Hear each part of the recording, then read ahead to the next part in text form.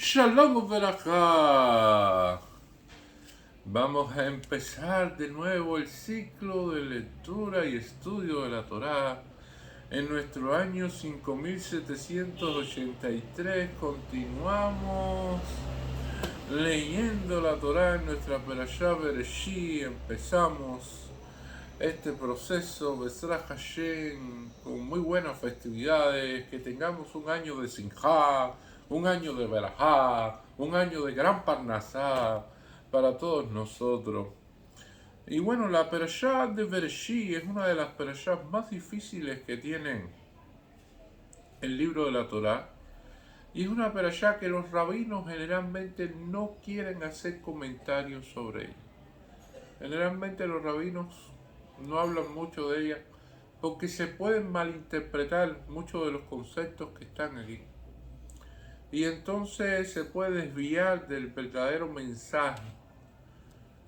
Ante la complejidad que tiene, vamos a abordar algunos temas, pero de una manera sencilla, de una manera que sean entendibles para todos, para así lograr un mensaje claro precisamente sobre estos primeros pesukim, o sea, estos primeros pasos sobre la Perashá Bereshí. Y dice así: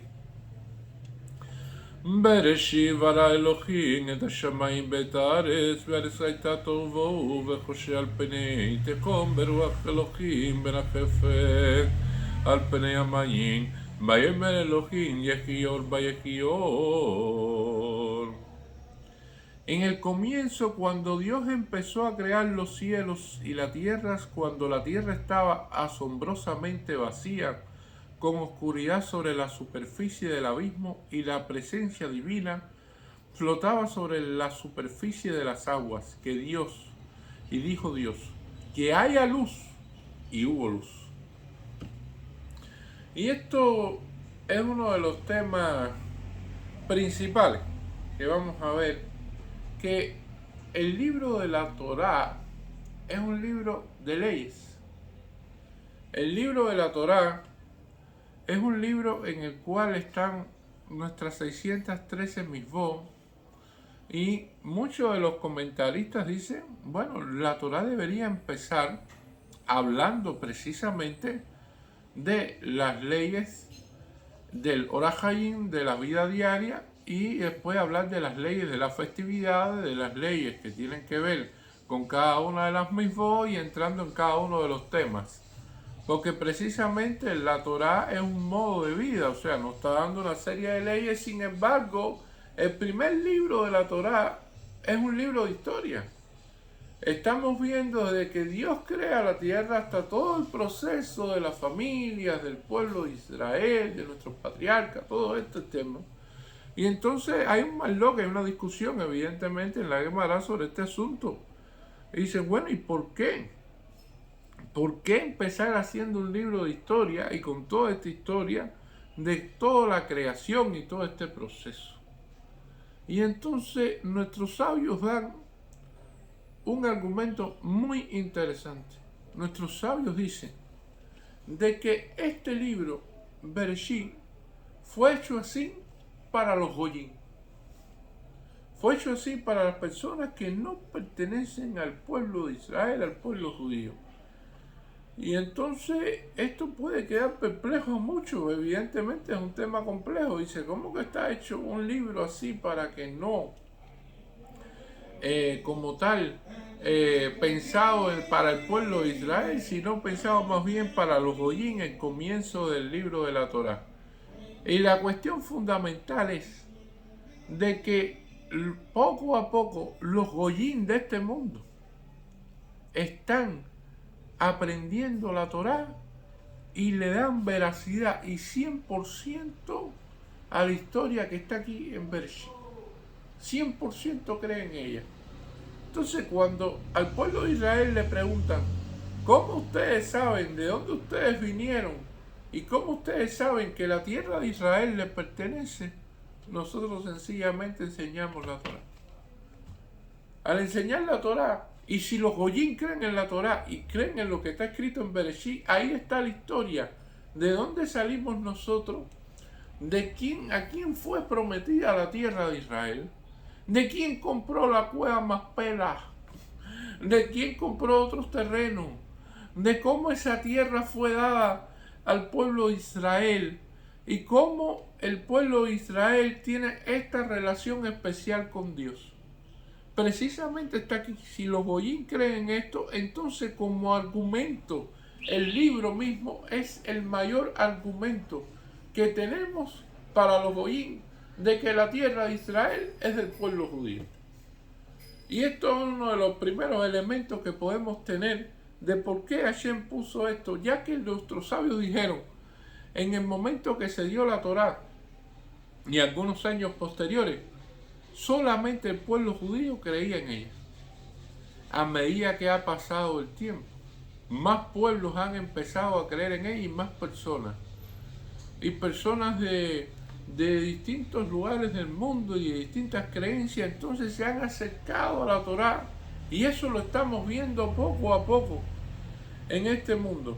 Entonces los sabios van más allá y dicen, bueno, está bien, es un argumento de que sí, de que si las personas, los goyín, creen en lo que está escrito en Bereshit, en la historia de cómo surgió el pueblo de Israel y cómo surgieron todos los nuestros patriarcas y cómo Dios creó el mundo, entonces está bien. Pero bueno, de todas formas la voluntad de Hashem, y Hashem es el que decide, el que da, el que quita todas estas cuestiones, y esto evidentemente fue claro. ¿Qué hay más allá de esto? Dice, bueno, el problema también es de que algunos Yehudim siguen a los goyim. Y eso se ve más en día. Hoy en día se ve de que si un goyim hace un challenge, por ejemplo en Instagram o en no sé dónde, entonces hay muchos Yehudim que van a seguir el challenge. De que hagan esto, que hagan aquello y que hagan lo otro. Entonces, si algunos goyim le dan importancia a esto, entonces Yehudí, que no le daba importancia, se lo va a dar. Y hay un ejemplo claro en este año que tiene que ver con esto. Recientemente que hemos finalizado las festividades y finalizamos estas festividades de Sukkot, muchos goyim fueron a Eretz Israel a celebrar Sukkot en Jerusalén. Fueron de peregrinación. Porque los goyim se dieron cuenta de que los servicios religiosos que se hacen en Sukkot se hacían sacrificio para todas las naciones, para las 70 naciones originales, y era para la prosperidad de toda la humanidad, que era para el desarrollo de toda la humanidad. Y entonces, teniendo en cuenta eso, que ya se estudiaron eso, que ya saben eso, de que ahí está la verdadera prosperidad, de que ahí está la cuestión, entonces miles de goyim fueron a Israel a celebrar Sukkot. Entonces muchos Yehudim que no celebran Sukkot, que dicen, bueno, Rosh Hashanah y Yom Kippur, sí, esos días son los días que voy a la sinagoga, pero bueno, Sukkot es una fiesta que viene después, hay que construir una cabaña, hay que construirla, o sea, conseguir las 4 especies, es complicada, dura varios días, no es como Rosh Hashanah que dura 2 días y Yom Kippur uno solo. Entonces, cuando vieron de que los goyim estaban yendo a Jerusalén a celebrar Sukkot, dicen, bueno, pero si yo soy Yehudí, no, yo también voy. Y entonces muchos Yehudim, debido a que los goyim celebran Sukkot, empezaron entonces a celebrar Sukkot y a darle la importancia que tiene Sukkot, que está ahí la Parnasá con respecto a la lluvia, y está ahí otro juicio y otro din que se sella en Shmini Azer.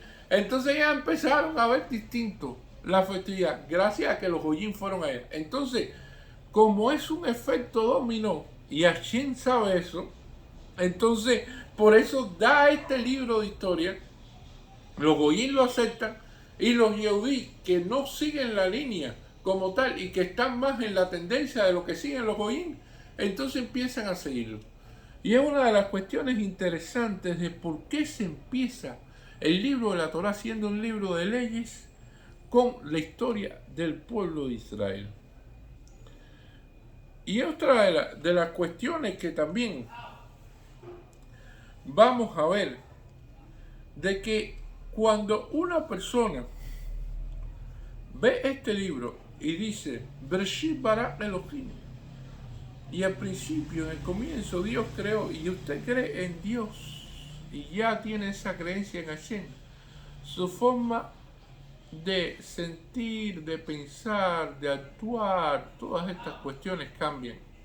Cambian. Muchas veces nos dicen, no, pero es que ustedes son especiales, pero es que ustedes hacen lo que nadie hace, ustedes realizan estas cosas así, ustedes en su forma de actuar.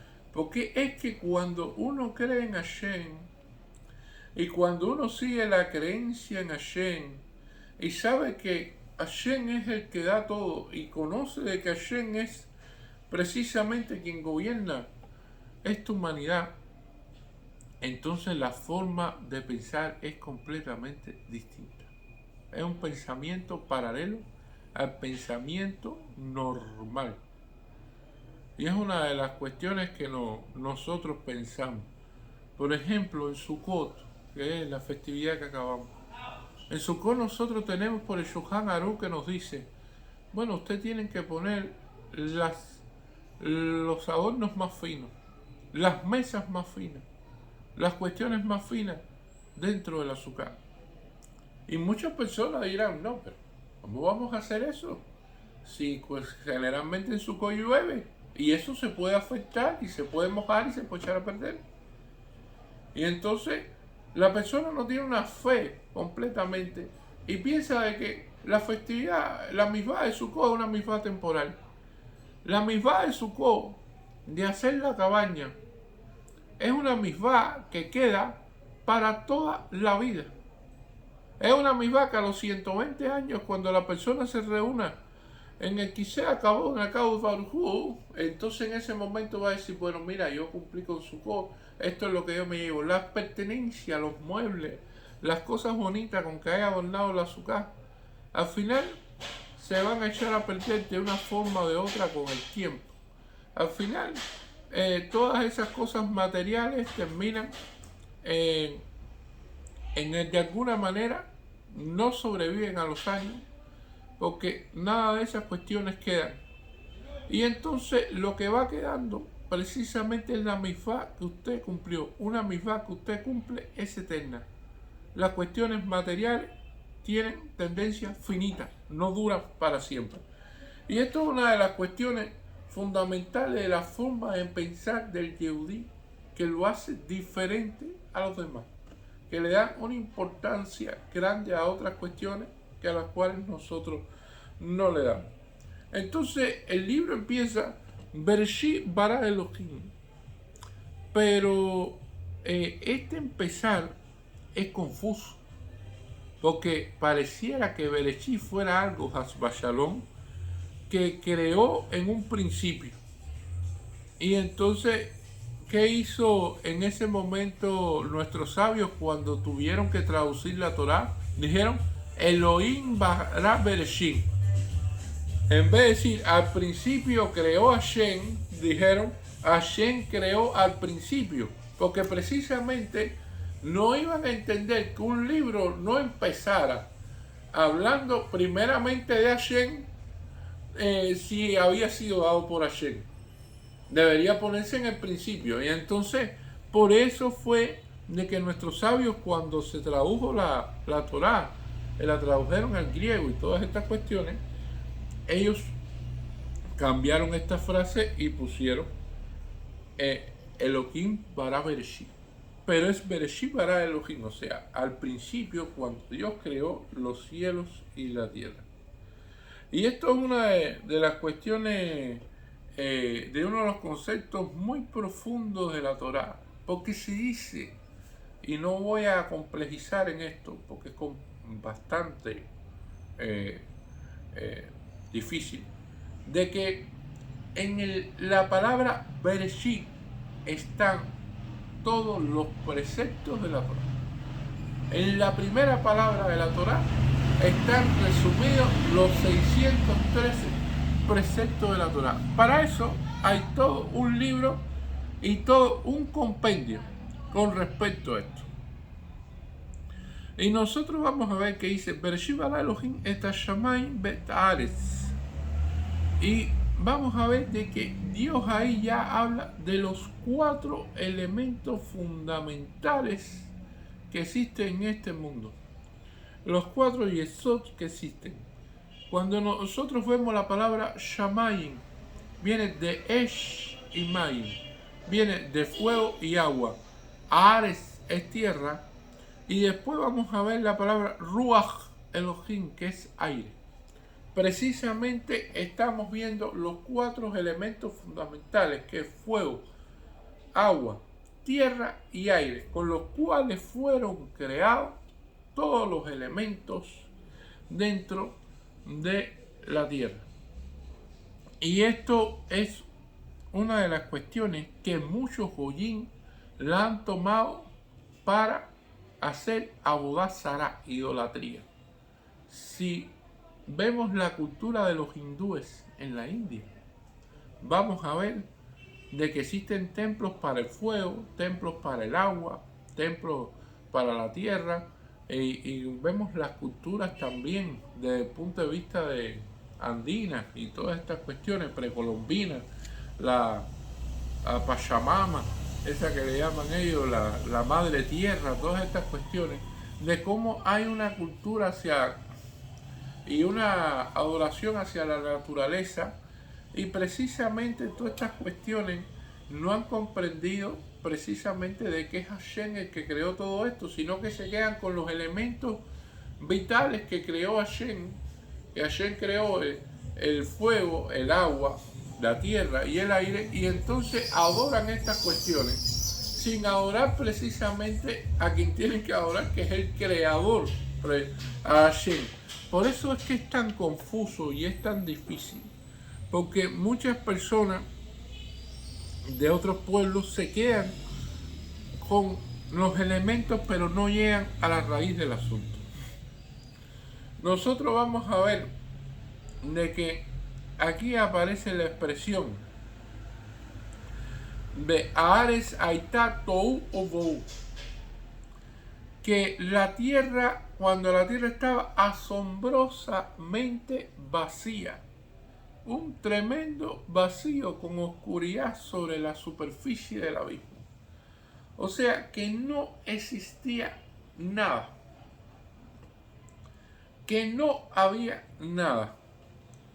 Y nosotros vamos a ver de que esto se basa en unos elementos fundamentales que tiene el judaísmo. El judaísmo basa de que, en primera cuestión, Hashem es quien hizo todo. No hay nada que no haya sido hecho por Hashem. Todo lo hizo Hashem. La segunda cuestión, sin Hashem no hay nada. O sea, no es que pueda venir Hasba Shalom, ni que creemos que existe otra cosa que pueda hacer lo que hizo Hashem. No, si no lo hace Hashem, más nadie puede hacerlo.